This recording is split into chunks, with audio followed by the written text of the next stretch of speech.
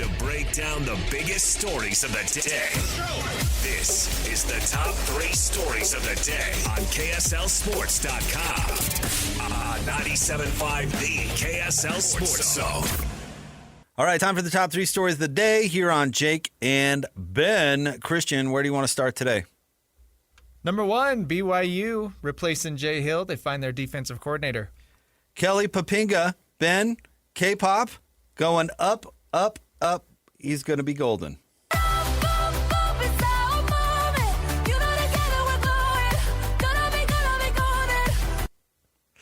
Excited for K-pop today. That song's a bop. That song's great. That's the movie's good. The song's incredible. He's going to be golden, Ben. I was not expecting that. He's going up, up, up. So let me gather myself for a minute. It's been promoted. K-pop, you're right. Gonna be promoted. He's been promoted. He's been promoted. Yeah. No, gonna be. It's gonna be golden. Now he's got to be golden. Gotta be golden. He's got to be golden. He's got to be golden. Going up, up, up in the world. It's been promoted. It's K-pop. This is kind of what I had, talked about earlier this week. It kind of seemed like that was the direction they were heading in. Up, up, up. Up, up, up.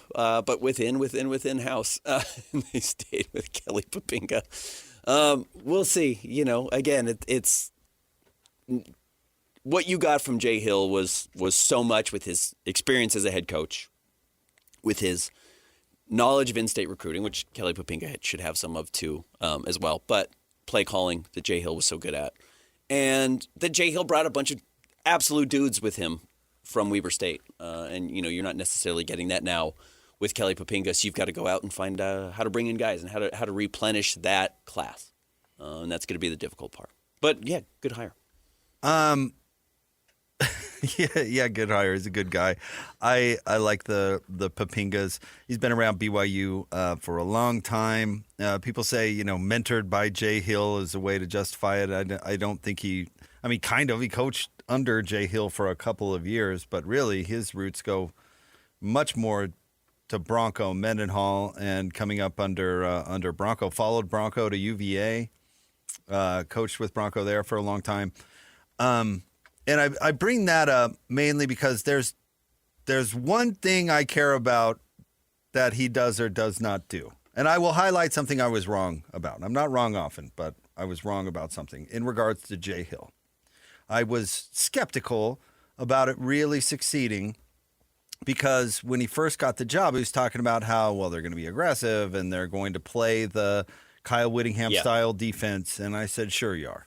Because I've heard that from every BYU defensive coordinator going back to when Bronco was the defensive coordinator. Mm-hmm. And they all decide that it's better to drop 8. Because BYU, the players that they can recruit, doesn't really fit that system. Usually have the athletes on the back end. All end up dropping 8. I mean, Tuiaki, you want to talk about his downfall? He didn't forget how to coach, is that he ended up having to drop 8. Or at least convincing himself that he had to drop 8. It happened to every BYU defensive coordinator. I assumed it was going to happen to Jay Hill too, and it did not. So, can K-pop keep the recruiting going up, up, up, so they can have the players that can run that defense?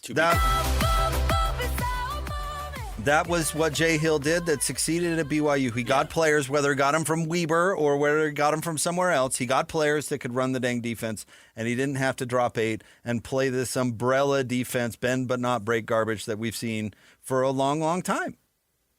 And if K-pop can continue that and recruiting players that can run that system and be aggressive and be all the things that BYU was this past year and the year before, I think it hinges on that. No question about it. Can he do it? We don't know. I mean, Kalani didn't do it when he originally got to BYU. Tuiaki didn't do it. Bronco ended up changing his entire defense. He was a 3-3-5 stack guy until he got the head coaching job at BYU and then had to totally change what he's doing. So, can K-pop meld his, Bronco stuff with his Jay Hill stuff? I mean, I'm really interested to find out. I mean, he's a smart guy. Be creative. I bet it'll look a little bit different. But that's the one thing don't turn back into drop 8 umbrella, try not to lose defense. He has some good news, but that comes as part of number 2. Number 2, we got a lot of transfer portal news. A lot of players announcing they are sticking around. We got a few players, both BYU and Utah, announcing they are hitting the portal. For Golden K-Pop, it's good news that we know Faletau Satuala is coming back, and then Isaiah Glasker is also coming back. Those are 2 major playmakers that you need to have that ideally, especially with Satuala, may prevent you from having to drop 8, what you're saying, if they can avoid it. Utah, though, getting some good news over the last 24 hours. First of all, Jonathan Hall is remaining in Utah. That's a key linebacker to retain. And then yesterday, Wayshawn Parker announced that he was also going to be returning to Utah. So you're starting to get some of these pieces of the offense committing. Well, there's some bad news that everybody's been about. J.J. Buchanan's leaving. Has entered the portal, yeah. Yeah, who everybody was thinking would be wide receiver / tight end 1 next year. And everybody was really bent about Kyle Whittingham apparently tampering with him. And he was Utah's best, probably just best player overall. Maybe Devin Dampier was the best player, but Buchanan was the best pass catcher in the Vegas Bowl, certainly. Yeah, I mean, had a huge game. So people are a little bent out of shape about that. Did we talk about Isaac Wilson going to Colorado? Ben, you thought he was going to Weber. He's going to Colorado. He should go to Weber. What's he doing going to Colorado? He's going to compete for the backup job there? I mean, if you want to stay D1 and you want to go play for Deion Sanders and maybe they've got a little money for you, good for you. You know, if that's what it came down to, is maybe I can go get whatever money you make as a backup quarterback at the Big 12 level, good for you. But they've got was it Salter coming back? Like, he's a good player. He's going to be their starter, and he's younger than Isaac Wilson. So there's no pathway for Isaac to win the starting job sans injury. So it was a weird move for me. Unless he goes in there and balls out. Yeah. Sure. Mm-hmm. Right. Correct. I don't know. I don't know if he does that or not, but I still think he was given just a horrible situation at Utah, and then everybody moved off him and says he sucks when he was absolutely set up to fail, and I guess did. Mm-hmm. I would argue it probably could have been worse, but absolutely, I don't think it was all that fair to him. And you go from everybody thinks you're the next guy to, golly, he should really transfer to SUU. When really the answer should have been, hey, this guy should have had a year or two to work on it and grow and try and do all that stuff. So I hope he beats out that guy in Colorado, honestly. Not to mention, he really did not fit Utah's scheme last No. year. And I know he past year barely at all. saw the No. field, but like in practice and stuff, that really, I don't know how much development you can get. And Witt loves to ruin experienced quarterbacks, let alone freshman quarterbacks. So I don't know. I'm pulling for that guy to succeed. The one favor Utah did is they did not burn another year of his eligibility. And then can I tell you what I am so annoyed with? And it's not these players' fault. Again, it comes back to the stupid system that we're operating in or lack thereof. The announce I'm staying. Yeah. Re-signed. So honestly, the Bear threw out his thing last night while I was sitting there watching the Jazz game, and I was like, "Why? I just assumed you were coming back. I didn't know you were Why leaving. is the assumption now that you're going to put your name in the transfer portal?" And I get why. Again, Yeah, right. He got a raise. I understand I'm sure why. Bear got a raise yesterday. I'm sure he held Kalani's face to the fire. Face to the fire. Feet to the fire. Feet to The the Bear, fire. though, is Face. aggressive. Face that would be Burn it up. The face that was a little. Get in there. This guy's really giving it to me. But I really hate that. I really hate that. Absolutely. Like, Wayshawn Parker announces he's staying. It's like, wait, what? Yeah. No, the given is you're staying. It's news when you say you're leaving, not when you're staying. So what about players like Faletau Satuala, who everybody was thinking would hit the portal and go join Jay Hill at Michigan? What about in a scenario like that where the assumption is that they're going to leave? It's no different. The thing I'm annoyed with is college football is now free agency every single year, whether you say it or not. And I hate it. I'm totally with you. Everyone's a free agent. It's all one-year contracts. And in fact, contracts aren't even relevant. Just go ask the University of Washington. So it's all just what do I want at the moment? Well, I mean, we were talking about J.J. Buchanan a second ago. Was not every Utah fan watching the UNL or the Las Vegas Bowl saying every catch either makes him more expensive or more likely to leave? Isn't that the thought everybody had? I did.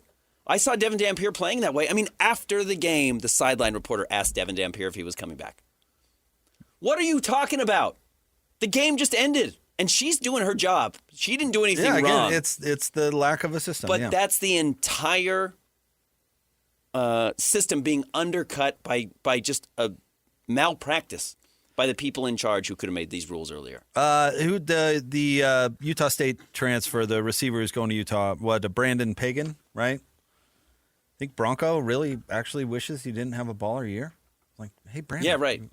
It would have been great if you would have sucked a little more. You'd still be on the team. Yeah, it's terrible. It's just free agency, and I guess I'm beholden to the whim of every college football player now to announce whether they're leaving or staying. And by the way, the Bear could turn around and leave tomorrow. Yeah, absolutely. I mean, that's what's trying to happen right now at Washington. It's a whole issue with their quarterback. Oh, that guy's gone. Yeah, you can't welcome him back. You can't welcome him back. You can sue him and stop him from playing, or at least try. But what are you going to do? You Nothing. You're not going to make him play for you. Money, maybe. But yeah, you've burned that bridge. Congratulations. I mean, another part of this is just where this is hairy and where I'm sure this is not necessarily what the University of Utah wants, but Joe Coles, who's reporting this Jonathan Hall news, says Hall's agent says that the deal with Utah makes Hall one of the highest paid linebackers in college football. Like, you don't want that out there.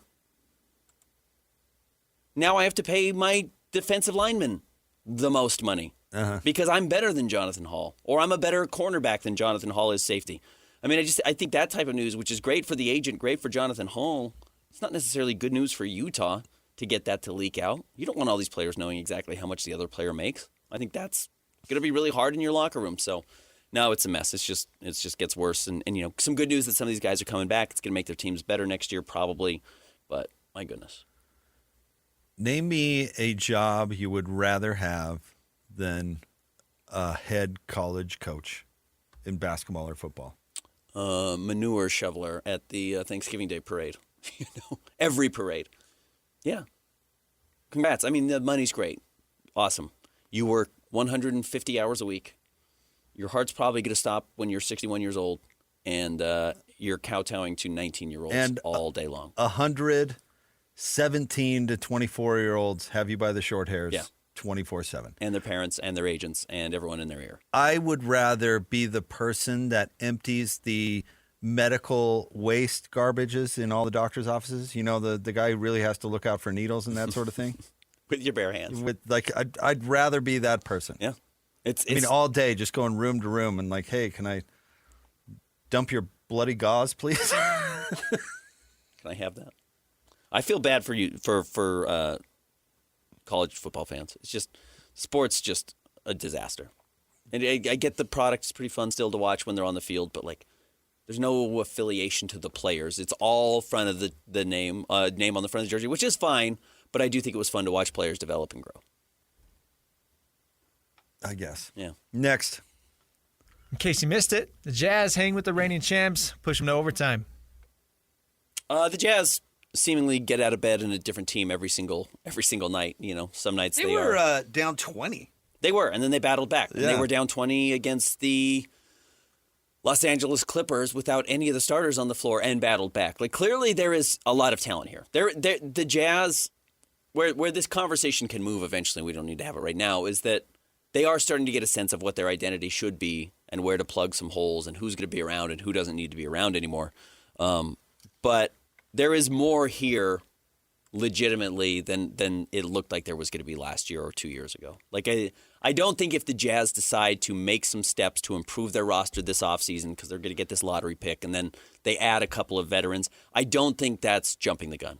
I don't think they're rushing it. I don't think they're skipping steps. I do think they are at that point in their maturity and their development to start trying to win games legitimately without thinking you're going to end up in the same cycle 24 months from now.